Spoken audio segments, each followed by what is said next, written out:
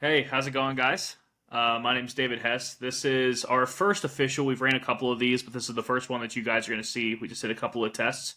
My name's David Hess. I've been coaching DFS over the last 5 years. Ryan was like the best student that I've ever had. I coached him for a couple of years. I think lately maybe he's even won more than I have. We'd have to check it out and see, but it's pretty close. The idea of this show is really for us to talk through different early week strategies, kind of like what we expect the chalk to be, what those builds will look like, and then give you some ideas of like what you could do to take advantage of that. How you doing tonight, Ryan? I'm good, David. Yeah, it's fun. This show is going to be more on game theory, what the week is looking like, game environments, and just some initial thoughts because we don't have ownership. Projections are going to change, but I don't want to wait till Thursday, to start talking about it. So I'm glad that we have it set up on Wednesday. We can just do some initial thoughts on the slate and just run it out a little bit. Yeah, for reference, I know a lot of the Paydirt guys know me, but if you're watching this and you don't know who I am, I essentially the way I've won 27 DraftKings contests over the last couple of years, and the way that I approach it is typically through roster construction and game theory, not like which plays are best or which plays are optimal. And so that's kind of the idea of what we're going to talk about here. It's not hey pivot to this or maybe you should do this. It's more so about like the actual build of your roster and exactly what everybody else is doing and how you can take advantage of maybe biases or somewhere that someone feels really certain to build something different and give yourself a different shot. Yep, and David's really strong at that. I would say that's an area I'm still developing. I've been a Paydirt member, I want to say, for maybe about 3 years. I've had several first places in the time with NFL, MLB, and NBA, and several other top tens. So I'm a big fan of the coaching that I've gotten through David. That's how we met, and I'm a huge fan of the product at Paydirt, which really helps to give us an edge in what we're playing. Cool, man. Well, let's just start off. I want to get into like the chalk build and stuff here in a minute, and we'll kind of jump to Okay. DraftKings. We'll go through like some lineups and stuff and kind of go over that. But I'm curious before we do that, where are you kind of at this week as far as your research? Like, kind of what's sticking out to you? What's like the first thing you saw? And we'll just go through that, and then we'll jump into lineup building and talk through some optimal stuff. So honestly, I'm pretty early on. I my first step in my process for the week is to open up the Paydirt NFL research sheets, look at game totals, implied team totals, and then move over to stacks and player projections. Putting two kids for bed and getting ready to go on a trip tomorrow. I didn't put a ton of legwork in, so we're going to be kind of doing that together. Some of the things that I saw off the bat that I think are going to be noteworthy as we go through the week are um, some really high implied team totals with Buffalo and Detroit.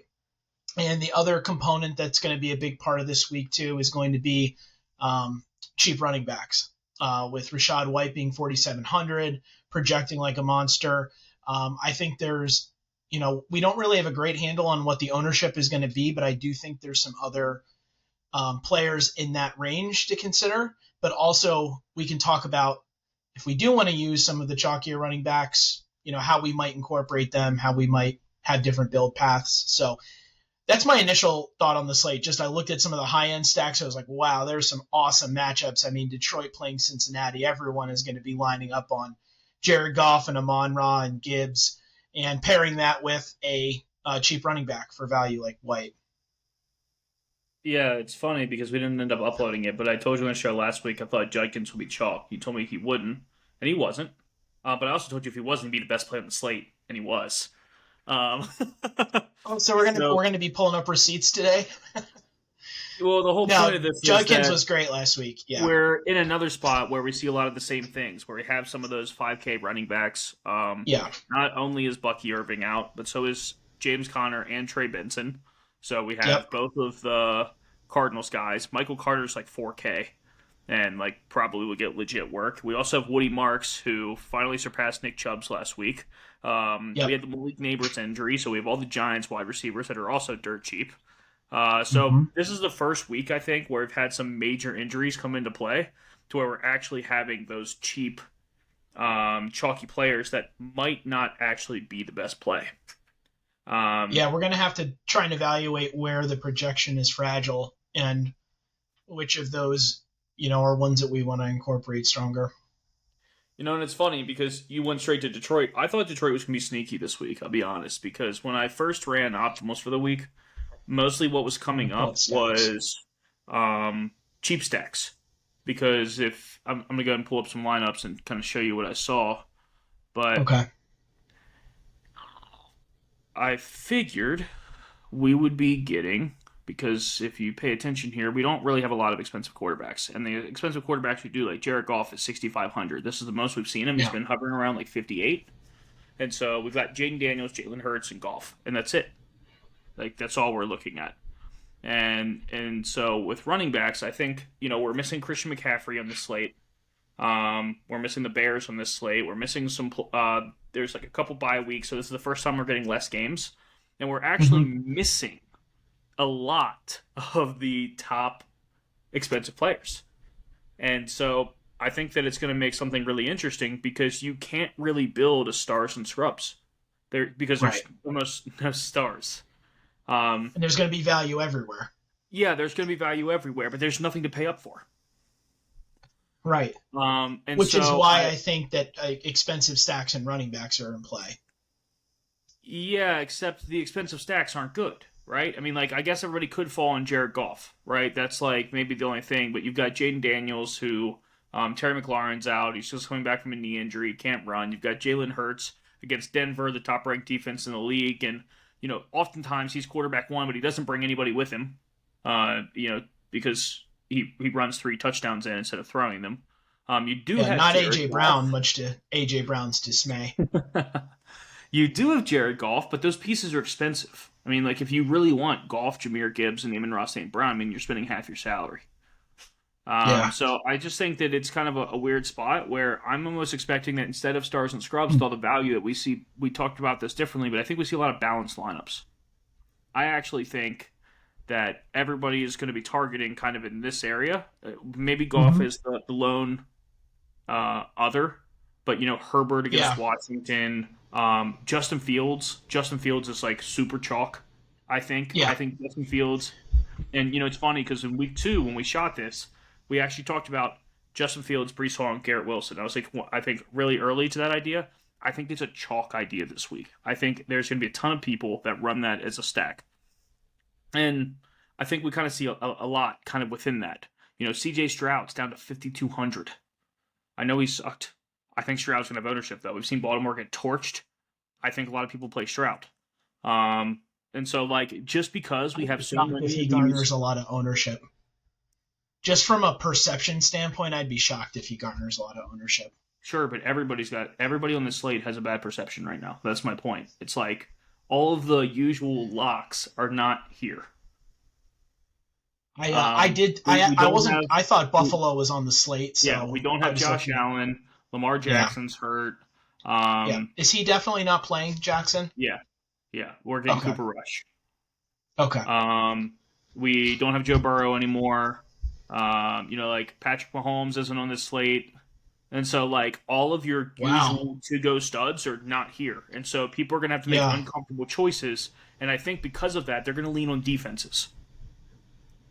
And so CJ Stroud Okay. at 5,100, paired with Nico Collins, by the way, they just had like a 35-point game against Baltimore, who's gotten torched multiple times. I think they end up decently owned. Now, when I talk about chalk as a quarterback, I don't know if we're going to have a quarterback that hits 10% this week. Okay. If we do, it's probably Jared Goff. Now, can you go back to what you said? Something about defenses being chalk. Is there going to be? Did you mean that people I will be think that targeting people are going to lean more on defensive matchups. defensive matchups? Okay, if so we they're look going to here, favor. we've got Stroud against the 30th, Dart 27th, Darnold 24th, and Justin Fields 32nd. I think that's going to make Yeah. I think that's going to play a big part this week because we have so many bad options. They're just going to pick the ones that have the worst, like the best chance against the defense, I think. So I think this is going to be a week where we see some really interesting chalk that you probably wouldn't have in a normal week. Yeah, I think that's a good point. And after we've watched every time we watch the Dallas Cowboys and the Bengals play, we're always texting like, "Oh man, I can't wait to play another offense against this defense." And everyone else is saying that as well. Yeah, Um, for sure. And So yeah, go ahead, David. I was going to say, and so I just think that this slate's really unique, right? Because we do have all this value. And like I said, I don't know that a lot of the value gets Where do you chalk. spend it? Yeah, that's what I'm saying. Yeah. I don't know that we end up with a lot of that being chalky. You can Hmm. almost build whatever you want. I like hand build a couple lineups around some different stuff that I like, and I can tell you right now, you can almost build whatever you want. It's a choose your own adventure book. And so I think one of the most curious things is probably finding the right game environment. I think like Okay. a bad team here could like blow up. Also, Baker's question went out. I didn't practice today, so we might lose Baker as well and get Kyle Trask on this Yeah. horrendous slate as well. And so, Oh boy. like I said, I just think that there's gonna be a lot of interesting like macro concepts as we talk through this of like what people actually do want to spend money on. You know, like I said, when we look in the quarterbacks, you don't have very many expensive quarterbacks. When you look at running backs, I think I can tell you, I think we're gonna have Jonathan Taylor chalk because Yep. he's the only guy that you can pay up for, and it's an Yep. absolutely horrendous matchup.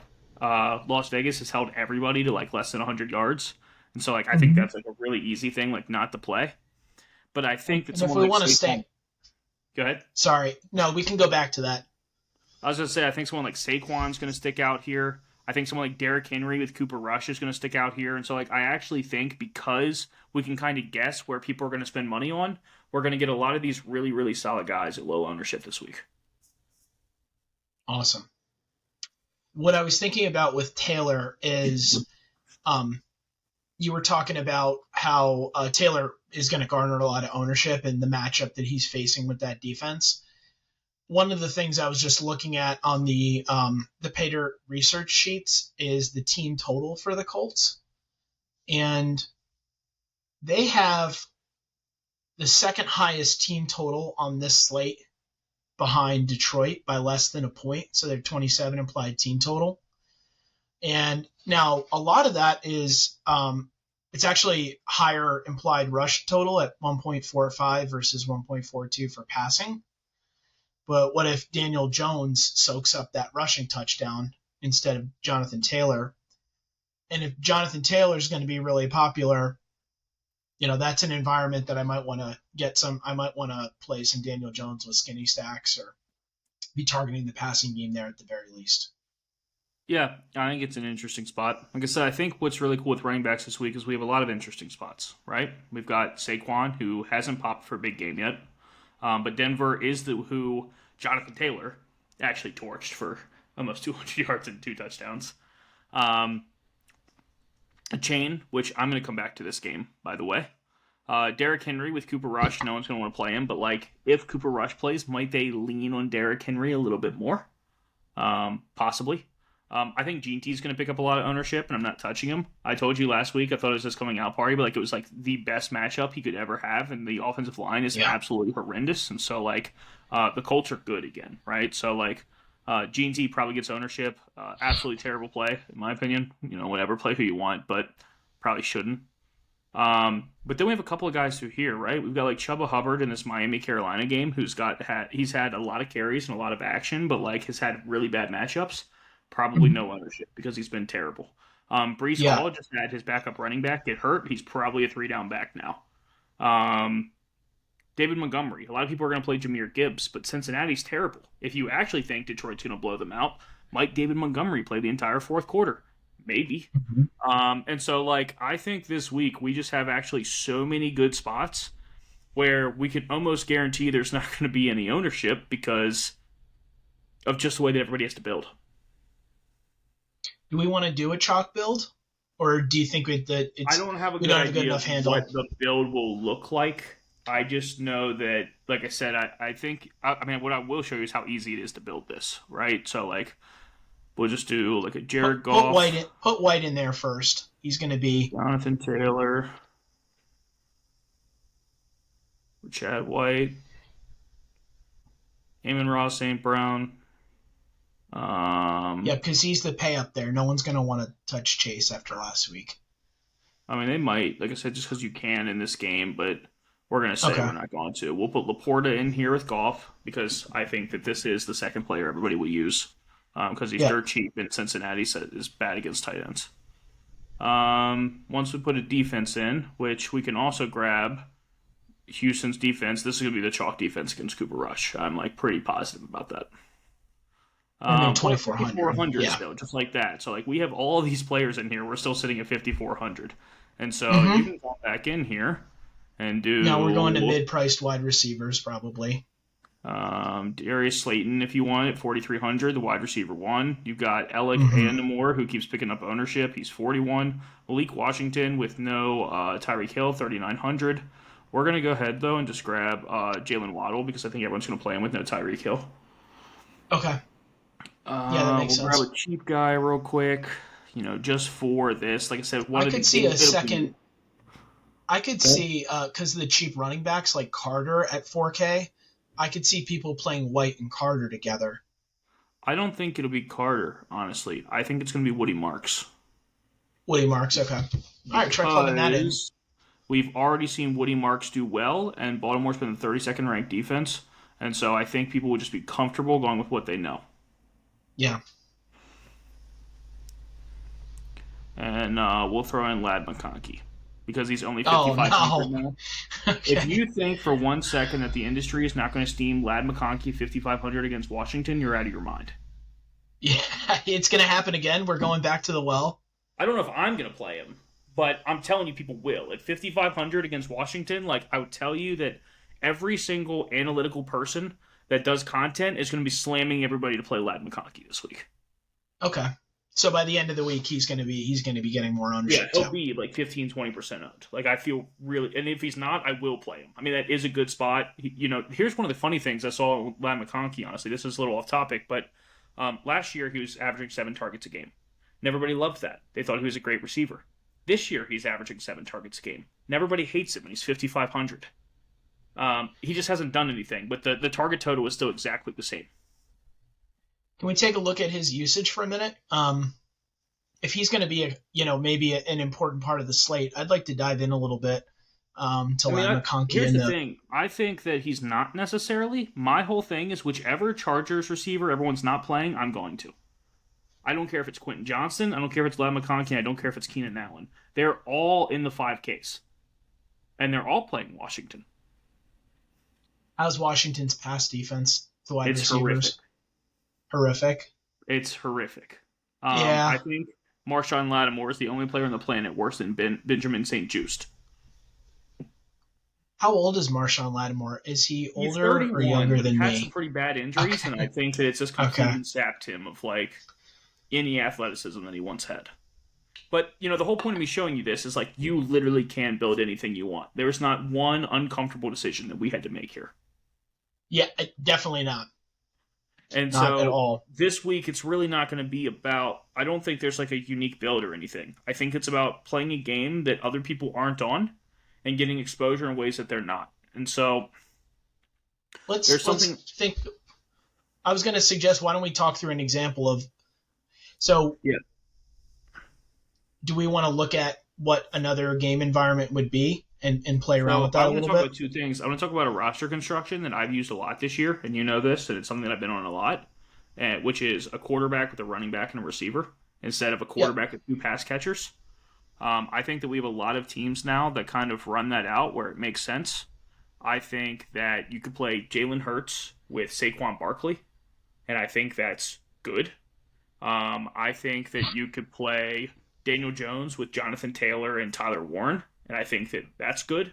I think Justin Fields, Brees, and Garrett Wilson is good. Essentially, the idea is that if you have a alpha wide receiver and a workhorse running back with a quarterback, that you can almost account for 100% through these 3 pieces. And so, like, I'm really not trying to maximize just like, oh, if quarterback throws 4 touchdowns, I get them all.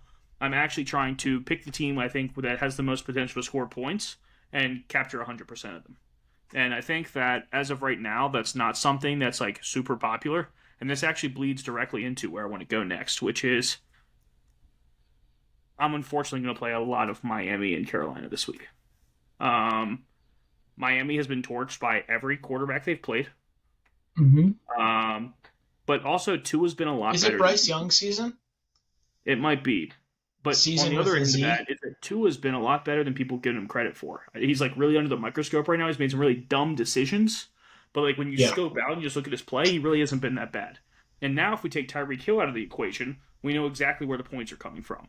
You've got Tua, you've got Devin Achane, you've got Jalen Waddle, and then maybe Malik Washington.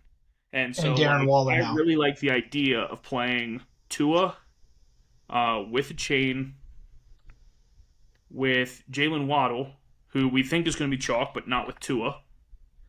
Oh, I Um, love this. with Teteroa McMillan, who hasn't popped for a game yet, but if you look at the targets and stuff, Target share is massive. Yeah. they've been amazing. And so, like, if any of these given games he caught a touchdown, all of a sudden it looks completely different and everybody loves him. But right now, because he hasn't done that, no one's really touching him yet. And so I actually think that this game environment is what kind of those two bad teams face off and could really stand out. And I like the other side as well. I think Chuba Hubbard's completely playable. I think Bryce Young could be really interesting, and he's dirt cheap, which is going to allow us to have a different build again, because we're going to have a cheap quarterback instead of cheap running backs. Right. And I just think it kind of puts you in a really interesting spot with where your build looks. I think this is really cool. You're going to have a lot of money left over too that you can provide a lot of ceiling if you get good production out of these players. And I think that's one of the things that you focus on a lot, that is the build path and changing the construction. And I think having, Tua with Waddle, having a cheaper quarterback's a neat way to do that. Yeah, and there's some really interesting spots this week as well. I'll tell you, I really like the Las Vegas passing bit. Yeah, I I think do it is too. a really interesting game. I think Jacoby Myers and Brock Bowers have both been mostly quiet this year. This Mm-hmm. feels like kind of like a get right spot for them.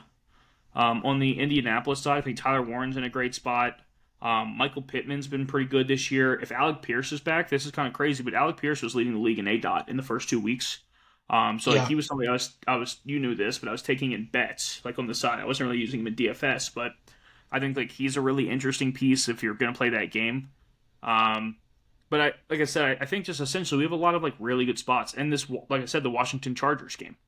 I think with Jaden Daniels back and Justin Herbert, who's been amazing this year, and we also don't have Terry McLaurin, which means Debo's going to get everything. That's another really interesting game. And so, kind of my strategy this week, I kind of spread out a lot. I don't think I'm going to. I think I'm going to pick like 3 or 4 games and play them 100 different ways, Okay. Interesting. and like hope that one of them beat Detroit.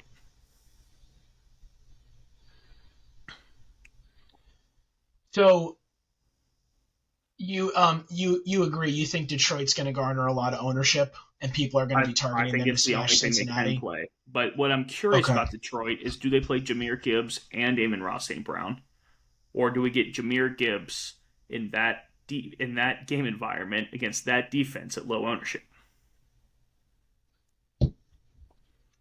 Yeah, that's interesting. Yeah, you're really making a bet on the game environment, and if people are condensing to play the Lions that much, making bets on a few other game environments. What do you think the idea about playing a small field entry, perhaps getting some exposure to that game as a hedge against your strong positions in the larger field tournaments? That's Something I something think I do a fair bit of, and I don't know if we've talked about recently. something I think really interesting with that build that I was thinking about is Golf Montgomery and Amon-Ra St. Brown instead of Gibbs. Goff, Montgomery, and Amon-Ra St. Brown. Okay. Because if we think that they're going to blow them out, and we think that Amon-Ra St. Brown can get there in 2 3/4, but we think they switch to David Montgomery and grind out time, I think that Yeah. there's a path in a blowout that's actually the 3 ideal players, and that you don't need the expensive Jameer Gibbs. And because David Montgomery doesn't catch passes, I don't think anybody will stack him with Golf. And so, like, in No, a that single would be entry, unique. especially where like you don't need to be optimal, you just need to garner enough points. I think that playing the Lions with Golf and David Montgomery together would be like a really unique way to take that single entry. Yeah, I love that. We've done that a fair bit with Derrick Henry as well. Just to use an example, like games where there's 3 or 4 passing touchdowns, and then they're just putting it away with the running back. Um, Montgomery gets a lot of that work. I think that's really sharp. Just to build this the rest of the way out, we'll take some of these chalk pieces because we're going to be so unique. Brock Bowers, Brock Bowers is down to 5,500, by the way. And now we've got 6,700 per player for our last two players. And like you Oh, that's can awesome. literally do whatever you want. And so if you actually think this is going to be the game, like just take Amon Ra. Yeah, and eat some of the chalk here to lower your volatility. Now that you've played Devin Achane and Tua so like and Tedero McMillan. Yeah. And this is kind of what I was saying. It's like there's actually so many good choices this week that like I think that you're gonna have to pick your spots and double down on them. I think that's like ideal. I think it's like this is the week to take big stands because everything is so viable that like if you can just get the one thing right that nobody else does and you put yourself in that position, then like all of a sudden you passed most of the field. Are you going to be condensing your player your player pool a little bit more along with that, or is it? Yeah. So last week I hand built all my lineups. I was on like on a trip and I didn't have a computer. I hand built. Yeah, I'm doing that this weekend. By the way, I'm like totally disappointed now that I'm seeing this slate because of how cool it is. That's gonna be yeah. Well, like I ended up building like 50% Quentin Johnston and like a lot of players I had like 50% off that I don't typically like do. And it was like the players that I had took like a really good stand on. Ashton Jeanty, I had 50% Jeanty this week. And I actually really liked that approach. And so I'm going to go back to MMEing this week with my normal 60, but I actually do want to focus on my core. I want to have like stacks and then core players and essentially rotate them around each other, especially on a slate like this. Where like sometimes you have to guess on which one the big game is going to be, right? You know, when you've got like Baltimore versus Buffalo, and then you also have Kansas City against Philly, and then you've got the Rams, who we also don't have on this slate, by the way. That's another team we're missing, Puka Nacua, so like you don't have that option either. And then you've got like Rams versus the Colts, and you're like, well, that could be kind of sneaky, and like we don't have any of that. It's like these are all the worst teams in the league, or the most average teams in the league. We just have a whole bunch of average teams. Not a lot of really mediocrity in real life, but for fantasy, these are all mediocre fantasy stacks. And so I think like choosing your spots and like really doubling down on that is maybe not sharp, but gives you the best chance to actually get something. Yeah, and I think it's what kind of contest are you playing? So in large field, being more unique in your construction, like something that we created here, I could see myself 3-maxing with some different constructions, getting off the same build path that we have.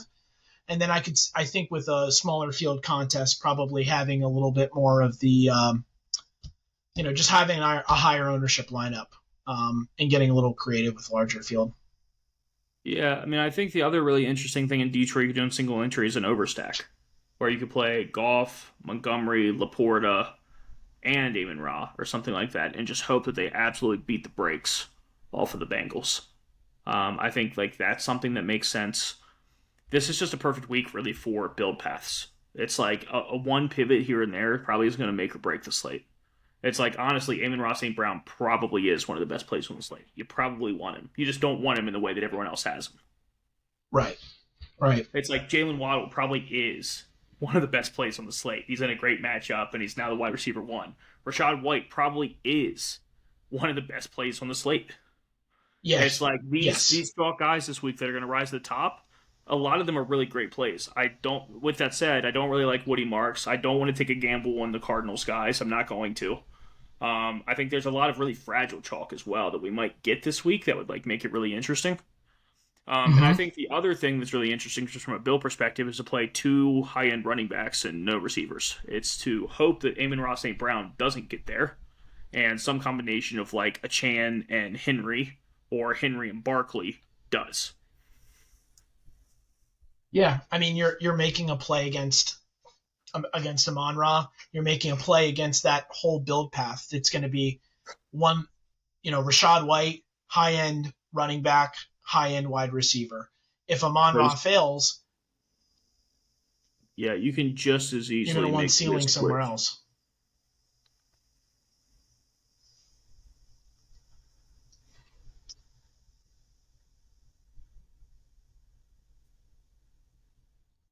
let's take a look at the ceiling difference between Amon-Ra and some of those players. I'd be interested to see. How much are you sacrificing in projection? And Debo. So Debo, I just want to why you pull that up. Debo is somebody I'm going to play a lot of this week. We saw in week 1 with Jaden Daniels when Terry wasn't 100%, like how much they used Debo Samuel. I think that people have forgotten that. So like Debo is still 6,300 and like probably should literally get like 14 touches. And if this game shoots out, like Yeah, that's interesting. I mean, he's priced up, also so I no don't think Eckler, he's going. no Eckler either. I think Right, he'll also get more backfield touches. right. That's interesting. I need to look into that game a little bit more. I want to take a look at the pressure rates for both of those opposing defenses and what we think that's going to look like from a passing total perspective. But before we move on from that, I just wanted to share with you. So, Amon-Ra, we suspect, is going to be overwhelmingly positive. Um, he has a ceiling of 38 points on Paydirt projections. Chain actually has a ceiling of 42. Gibbs has a ceiling of 40.9. Jackson Smith-Njigba, 40.41. And Barkley, 37. And Chase, 37. So I'm illustrating your point, which is that we shouldn't treat the ceiling performance from Amon-Ra as a certainty. And when we're building in larger field, doing something different with our construction would be really neat. So I like that double pay up running back I'll tell you concept. too, this is like another pivot, but it's just something I think happens. I think we see a big AJ Brown game. If you pay Or attention, he's reading a book on the sideline. yeah, but so AJ Brown's always been I'm really just teasing intentional. I about the think. book. Yeah, Yeah. I know, but like I think AJ Brown's always been really intentional with like what he does and doesn't say to the media. And Yeah. there's the old saying like the squeaky wheel gets the grease. And Mm-hmm. I think that just like with how he took everything, he's already seeing 8, 10, 9 targets a game. Like, I don't think it's crazy to think that he gets like 14. And what I'll also say is something that's been a long time with A.J. Brown is he dominates man coverage. And what cornerback is going to be across from him in man coverage this week? I'm Patrick guessing it's Surtain. not Pat. Oh, it No, it will be. is. It will be. It Yeah, it will is. be. But the bet is, right, Patrick Surtain's one of the best cornerbacks in the league, but A.J. Brown's one of the best Right. receivers in the league. If they're truly 1-on-1, I mean, like, is it crazy to think he wins? Sometimes. He's 6K. Boy, that is a So, cheap like, price I for think, him. like, this is, Yeah. like, a really interesting play where, like, A.J. Brown at 6K last year, he'd be 50% owned. And, like, Mm-hmm. he's still getting the targets. So, I He's just get. think, I think really all the Eagles receivers are in really interesting spots. And if you think that they can get there, that would also make Jalen Hurts a really interesting play as well. Where, like, again, Jalen Hurts, Saquon Barkley, A.J. Brown, not crazy. And you have all the salary to A, pay a up. lot of ceiling there. That's not going to get a lot of ownership. Yeah. So And I'm thinking eating Rashad White, Woody Marks, and then having some Eagles would be a really sharp way. I can pick you up a Chicky and Pete's cheesesteak on the way back from the Philly airport, and we can celebrate after we bink with Jalen Hurts and in that build. yeah, I mean, I think this is just as interesting. Like I said, and you have all the salary in the world. It's like you're not I'm not going to limited. play Barkley with Hurts. You should. There's too You go, much. There's. if you go back and look last year on all of Barkley's biggest games, Jalen Hurts also went off. I'm going to Remember, look at I that already some did more. all this research. We've already talked about it. I I know we've talked about it. I and perhaps that's a bias on my part, but when they're so negatively correlated, like literally the touchdowns on the inside the 5 yard line are probably going to either one of them. I just have a hard time playing them together. 1 second. I'll show you.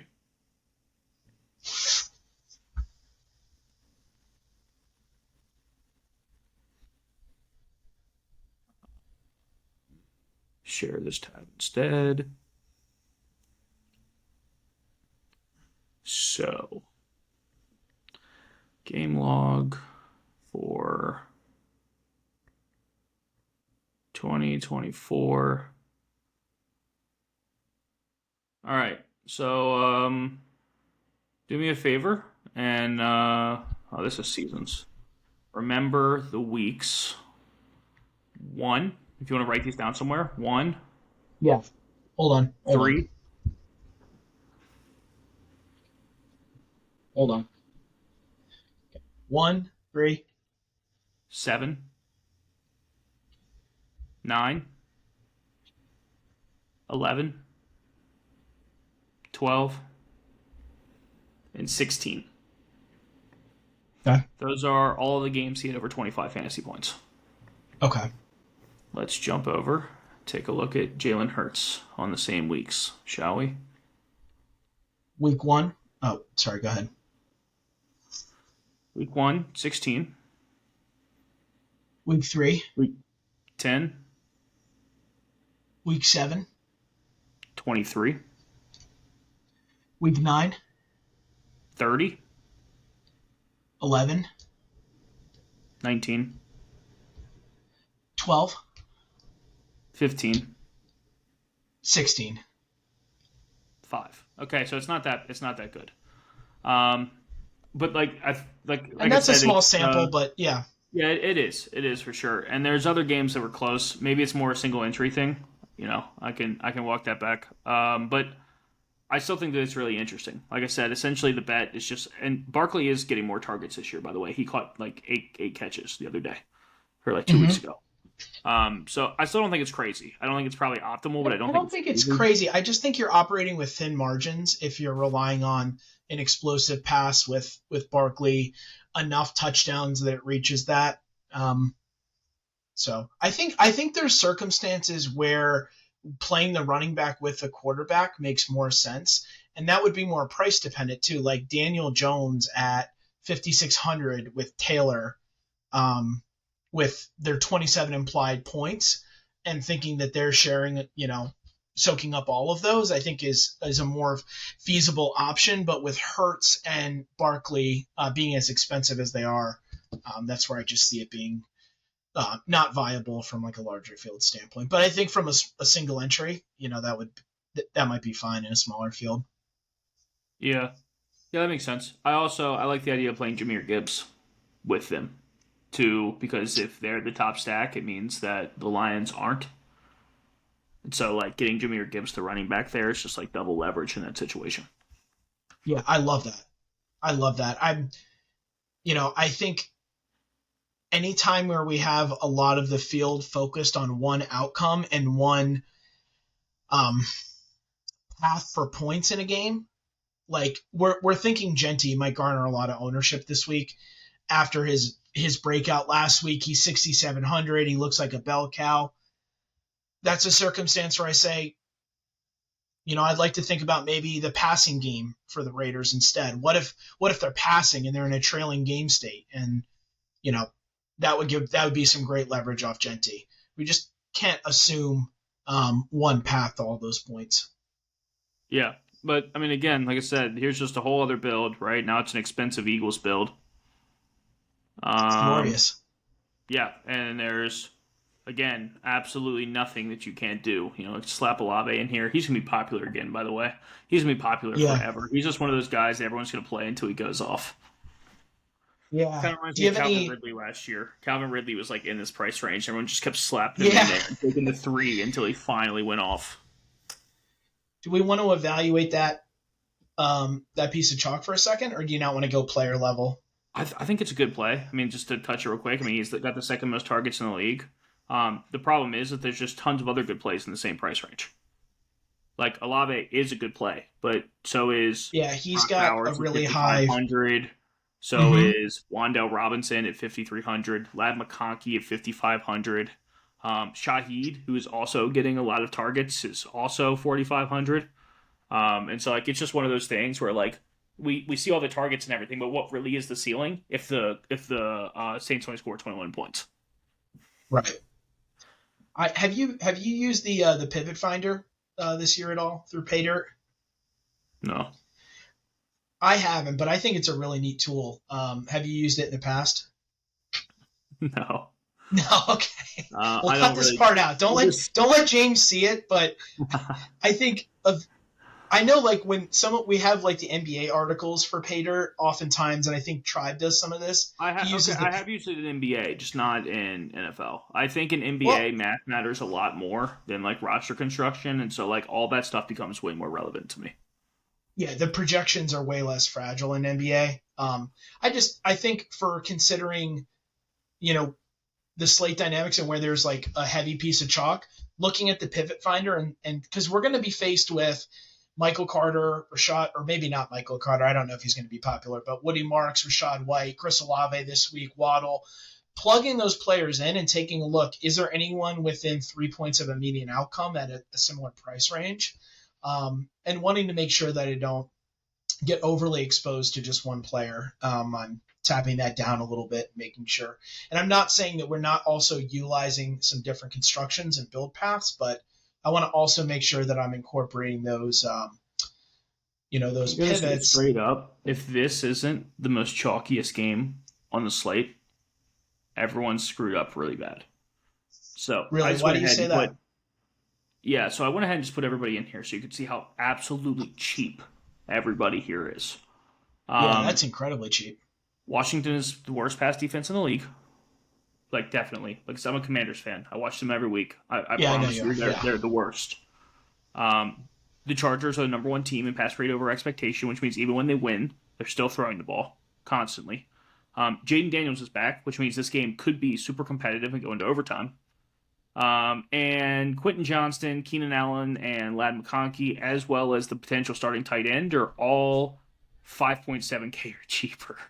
So Yeah. like you could literally stack Herbert with 3 pass catchers for what you could do Laporta, Amon Ross, St. Brown, and Golf. Not that you should do that. I'm not saying that. I'm just saying that like, Quentin Johnston, who is the number 8 player in fantasy football right now, not the number 8 receiver, the number 8 player in fantasy football, is 5,700. He has 23. His air yards are insane too. He has 23 targets in the last 2 weeks. What a monster. Keenan Allen, who is currently averaging 16.3 points Mm-hmm. right now, has 18 targets in the last 2 weeks. Like I said, even Lad McConkey, who if nobody wants to play him, I absolutely will. I mean, these target Huge shares disappointment, this guy. Yeah, he has been terrible. I have him, by the way, in a keeper league, and I kept him for really cheap, and I'm just like, him and Mike Evans were my keeper wide receivers, so the start of the year has been kind of rough. He's been horrendous, but also what I want to talk about is we have not had a shootout game with the Chargers yet. And they still have that many targets. What if this game shoots out? Yeah, I mean, the problem with McConkey is his target share is less than Allen and Johnston, and his air yards are significantly lower. I mean, his air yards, he's playing out of the slot, right? And his air yards are. So what are his end zone target right now is 0%. Yeah, sure. That's all. Like I said, that's all relative, though, right? I mean, like 18 to 21, 23 to 20, 20 to 9. Like these are all low scoring games, and he's still seeing 7 targets a game. I'm not saying, like I said, my kind of idea here is to play whichever one everyone else isn't. If it's Lad McConkey, I will take that. I prefer for it not to be. I'd rather everyone overlook Quentin Johnston, honestly. But I will play Lad McConkey against Washington. I mean, Trey Tucker, Ryan, went off for 13 catches for 400 yards and 3 touchdowns against Washington. Not really, but like it was, he had 45 points. But is Trey Tucker the greatest to ever do it? Drake London had 30 points last week. Yeah. Okay. No, your analysis of this game was fantastic from the matchup standpoint. I don't know why I overlooked this so much when I did my initial look at the there's research also this, sheets. right? So we've got Gadsden. If Disley is out again, he's got 10 targets in the last 2 weeks. He's $2,700. Yeah. Kyle Pitts just torched them. And like I said, on the other side, we've got Debo still at $6,300 with no Terry McLaurin. And like, if you look at this, I mean, he's getting targets. He's had 6 rushing attempts in the last 2 weeks, as well as 9 targets, and that was in a blowout with Marcus Mariota. I mean, like, it's just There's so many good pieces in this game, and if no one else is going to play it, I will very happily walk into this week with 50% of this game. And just Yeah, I'm going to build a lineup that targets this environment. And if it's not owned, um, I want to, not that we need to have the number of players that are there on the screen, but I definitely want to have exposure to that environment that if it shoots out. I'm pretty comfortable, I think, saying that every single lineup I have this week will probably have a Chargers player. I think one of Gaston, Johnston, McConkey, and Keenan Allen will be in every single lineup that I build this week. Because at all of them averaging 5,500 as the potential wide receiver one and the potential best matchup on the slate, I'm probably going to eat that bet on every single lineup I play. And in a lot of lineups where people might be playing two cheap wide receivers, are you gaining additional leverage by having, two cheap running backs? Are you getting additional leverage by having a wide receiver there instead? Yeah, probably. And then I'll wrap up with just one more spot that I really like. This is like where I'm kind of at right now and like see where the slate falls. But the last spot that I really want to talk about is Seattle. Seattle, Tampa Bay. So Sam Darnold has been actually really good this year, but nobody knows it because they haven't been pushed in any way.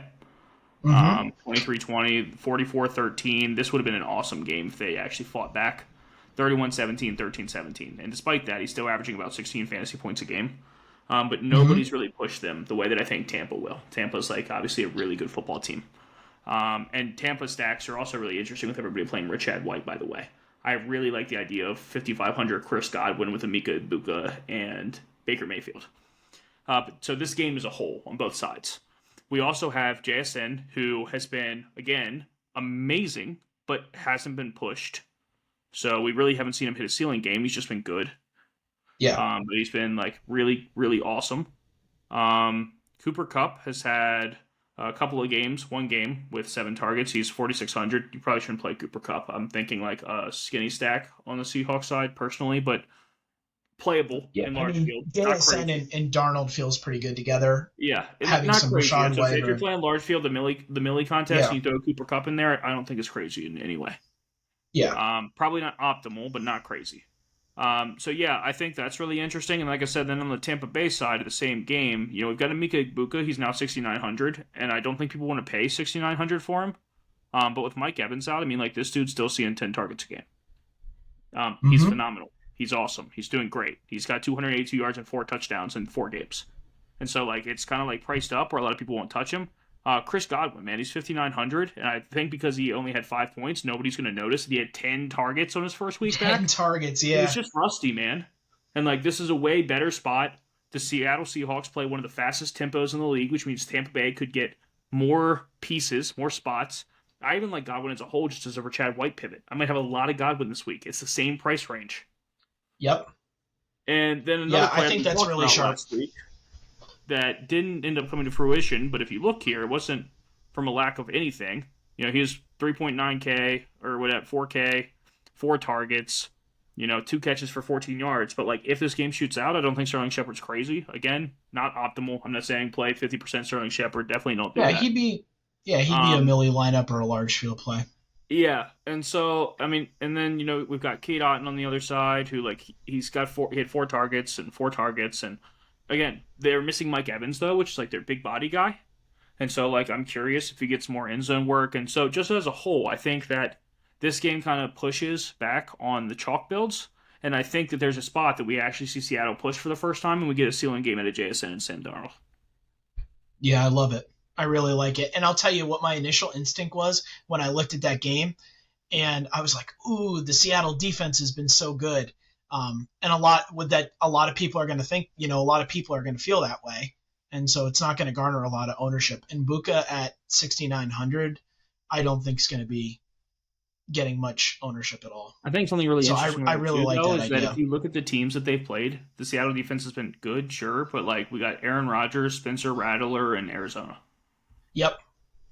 Like none of those are like good teams. And like even though the defense has been like pretty okay, I mean like I think that it's a very beatable team and game, like I said. So, like I said, I think there's just a lot of really interesting spots. So, like, to wrap it up, Washington, LA Chargers, one of my favorite spots, probably my number one spot. Tampa Bay, Seattle, really interesting. And then Miami, Carolina are like my three spots this week that I feel like really comfortable in. I'm going to probably 75-80% of my lineups will include those games. And then I might have a little bit of one off of Philly and the Giants. I think Jackson Dart's really interesting, man. I mean, he ran a lot. I just like in with that. It's like Jackson Dart ran a lot, and he's 5,300, and no one's going to play him.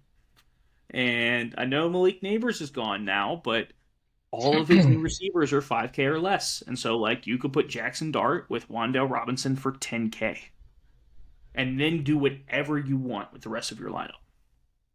Yeah, or you could pair him with Slayton as well. Still 10K. Yeah, it doesn't matter. 9K right. even. But yeah, and so, like, this is just one of those spots where, like, you know, this dude ran the ball 10 times last week. Yep. In a 21-18 game. And I think New Orleans isn't going to like blow them out. I think it'll probably be a pretty good game. They don't have the best defense in the world, very beatable. I think this is just one of those things where like, actually, let me show you this build real quick. This is one that I built that I kind of want to show off for a second. You could even do this, right? We talked about doing this before with like Scatabo and Slayton. You can then do Amon-Ra St. Brown with Chase, if you really wanted to. We're not going to do that, though. We're going to do JSN, which is just somebody else we talked about. We're going to throw White. And the Texans. Grab a tight end. He clicks Bowers. I'm not going to click Bowers because I want to show you guys something. We'll do Darren Waller. This is just a game we talked about. And you have 8,800 to come back and still do whatever you want. Yeah. So just for funsies, you know, we'll put Jamar Chase back in here. And so like we literally have every stud known to man with this team, and like you don't have to play Scatabo, right? We have $1,000 still. Take Scatabo out and play Derrick Henry as well. Yeah. So it's just last week like a bonkers spot where like it's like one of those cheap stacks where like all you need for a 4K player to score is like if Darius Slayton scores a 40-yard touchdown and Jackson Dart runs one in and throws two, and then multiple high-priced players go off. This is a winning lineup just like that because we don't have that many quarterbacks that we're competing against for 35 points. And so this is like one of those spots that I don't think it's the best game environment, but I think you can get a really cool build out of playing it. Yeah, and I think if you're going to look in that range of quarterback, like we have a lot of cheap quarterbacks this week, but which players have 30-point ceilings? And Jackson Dart with his rushing is definitely one of those. Jackson Dart reminds me of Drake May of last year, where like you weren't really playing him to stack. You were like kind of just hoping that you could catch a touchdown or two, but you knew he'd run for 50 yards and maybe a touchdown. Yeah, and I last week I kind of poo-pooed Jackson Dart. I said rookie in his first game, thought he was going to be really popular. He's also a Giant, so like how good can someone be in the Giants offense? And he was kind of proven wrong. I mean, that, you know, I know James and Pablo on the Friday show were talking quite a bit about Dart, and that ended up being a great play. There's also, there's an interesting narrative this week. I already hear it in some content that they're going to spy Dart and that his rushing is really going to be stifled. So that with the price increase, you know. Yeah, that's worked really well against Drake May this year, hasn't it? Yeah, it's just like I've heard that mentioned like a few times already. Yeah, I'm not going to stick him against like Jaden Fields and all those fast guys, but like Drake May is literally just a big, giant, strong white boy, just like Jackson Dart, and that spy works amazingly well, I have to say. You know, as he runs for 60 yards and 2 touchdowns every week. Yeah, he went nuts last week too. Cool, it's going to be fun this week. Yeah, man. I think that we've got a lot of really interesting stuff kind of going on where the build paths are going to matter a lot, I think. I think that it's one of those weeks where we just have so many good plays, and the way that you build is going to decide how competitive you are or not. Unless the perfect chalk just slams and throws everybody out and wins. Yeah, I mean that's been happening so far this year. I mean, um, I was thinking Yeah, about Hampton last we, week. we I had came the, we under had the the field on Detroit week Hampton. 2 low owned crush. We had Justin Fields in week 1. Um, I feel like the top games came in second a lot, and so like if you were optimal with it, you could win contests. But there's been that one game to blow up every week. Yeah, and it's hard to know which one that's going to be all the time. So I think important for us to consider it may not be the game that everyone thinks it's going to be.